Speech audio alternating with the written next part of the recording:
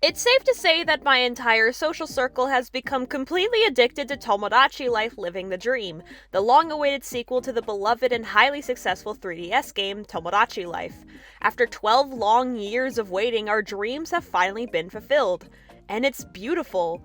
So many people online are sharing their funny moments or shockingly well-crafted memes. It feels like everyone has been willingly infected by some kind of Tomodachi Life virus, and we couldn't be happier. And I am no exception. But some might wonder, why? What is it about this game that has everyone so completely obsessed, especially when at first glance it seems so ordinary?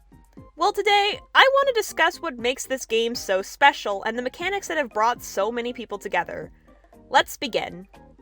First, I feel like we should address the previous game somewhat because there is a massive elephant that we need to discuss. While Tomodachi Life for the 3DS was a massive hit, one of the best-selling games for the system, there was also a large controversy that loomed over it, and that was the lack of support for same-sex couples. Nintendo did eventually apologize for this, stating that the next game in the series would be more inclusive. Funny enough, this was a reason that many people believed we would never get another game. People assumed this franchise was to be locked away in the abyss for the rest of time like Punch-Out! And with the Mii's from this point on looking less and less of a major focus for Nintendo, things did not seem good. Until March 27th of 2025, as the very last announcement for that day's Nintendo Direct, we got our game reveal. And the reactions were certainly strong. But really, it would be hypocritical of me to judge too hard. I was also unbelievably excited for this game. I love the 3DS one so much, I literally use Tomodachi Life music in like every video I make. Not to mention the fact that it was coming out on both Switch 1 and 2, so it would be even more accessible to more players. But the question remained, would same-sex relationships be a thing like they promised all those years ago? I will admit I was a bit skeptical. I didn't want to be, I wanted to be hopeful, but at most I expected the bare minimum. Boy, was I so happy to be wrong. If they do, I mean, to be honest, if they do add gay people, they're probably not going to put it in the direct. They're probably going to have that. Maybe they will, you never know. This question eventually would be answered in a Tomodachi Life-centric direct. Not only were dating preferences a feature, but also non-binary Miis, bi and pan Miis, and arrow ace Miis. Not just that, but the game had a wider selection of black hairstyles, really pushing the bar for representation in gaming. Even before the game was released, the hype was intense. A demo was released on March 25th, and let me tell you, the wait was already bad, but the demo made it 10 times worse. Which is exactly why I did not play the demo, because I knew it would make me even more impatient. But now, the game is out, and my entire Tumblr dash is filled with screenshots and clips, and the tag for the game has been trending for days. Several Discord servers I'm in have been filled with live blogging, so now I want to discuss the actual game and the possible reasons why so many have become obsessed with it. A factor of the Mii's that has always been beloved is their unique sense of humor and personality. This was a major appeal of Miitopia as well as the original Tomodachi Life.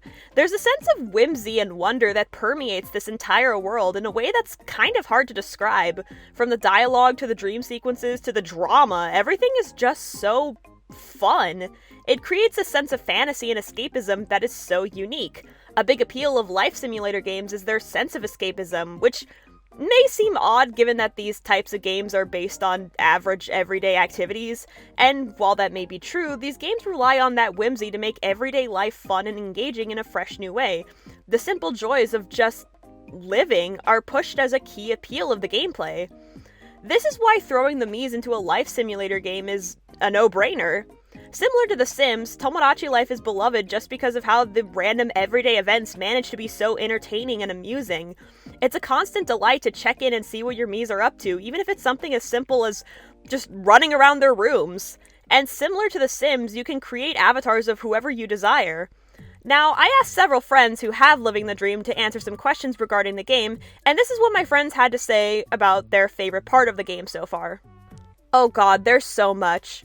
I think my favorite might just be the pure silliness of the world, the way characters talk, the cartoonish nature of the Miis themselves, the way events play out, just making you laugh. There is such an absurdity to the way the world and characters operate that makes it a lovely place to escape to, and I think that absurdity draws out the more grounded moments too, particularly when you/the player get invested in a Mii's crush, or a fight between friends, or a Mii's sour mood, or when a Mii loves the gift you gave them. You care so much for them and their problems feel real, not in spite of the absurdity of the world, but because of it. At least that's what I think. Definitely the randomness of it all. It's like watching sea monkeys and being able to intervene in such a limited way adds to the fun, in my opinion.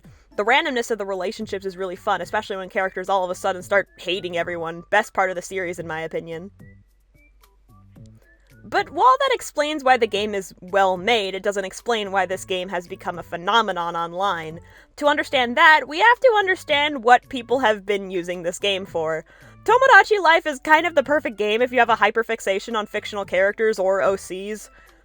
Or both. Like me. This has always been a prominent feature of Tomodachi Life. Even the direct for the 3DS game included a scene of Bill Trinan, Reggie Fils-Aimé, and Satoru Iwata asking out Samus from Metroid. So, they clearly know fictional characters are a popular subject for Miis. But you probably know where this is going. I am the one with a special interest in fandom anthropology, and a large amount of the people I've seen posting about Tomodachi Life on Tumblr are people I follow because we share a fandom. What I am trying to say is a lot of people are using this game, especially with the addition of same-sex couples, to play around with their ships. Once again, I am no exception, because one of the first things I did when I got the game was make Miis of the characters comprising my current comfort ship, and force them to interact. While the randomness of the previous game is still a factor, the wider range of player autonomy does allow for you to actively push certain pairings, which not only is awesome for those with fandom comfort ships, but also people who have ships from original stories, like myself. Many people have described the experience of playing the game as the equivalent of playing with a giant dollhouse or putting your favorite bugs in a terrarium and shaking them around. Which is something fandom people and OC creators famously love to do. I mean, that's literally what we do with fanfiction and headcanons and fan art. Why wouldn't we enjoy a game where we get to just put our favorite guys in situations? When I asked my friends if they used the increased player autonomy to push certain relationships, my friends were quoted saying, "I certainly did. I usually pick and choose who I want to date, but sometimes I like to deviate from my canon couples to make it fun and interesting." Oh, absolutely. The first characters I added to my island in the demo were Sonic and Shadow to fulfill the dark desires of my Sonato-loving heart. It's actually so fun seeing all my favorite ships like Sonato, Naxuj, Espilver, and Medami interact within a game that's so flexible when it comes down to pretty much doing whatever you want, including fan kids. Like, come on guys, heck yes! It also helps that this game doesn't have any filters, like at all. It is very juvenile, but I can't deny there is some charm in being able to make Nintendo characters say the F word. You decide which F word I'm referring to. While this feature may have led to some mild controversy about not being able to share screenshots, this has also led to people going completely wild with it, which is fun.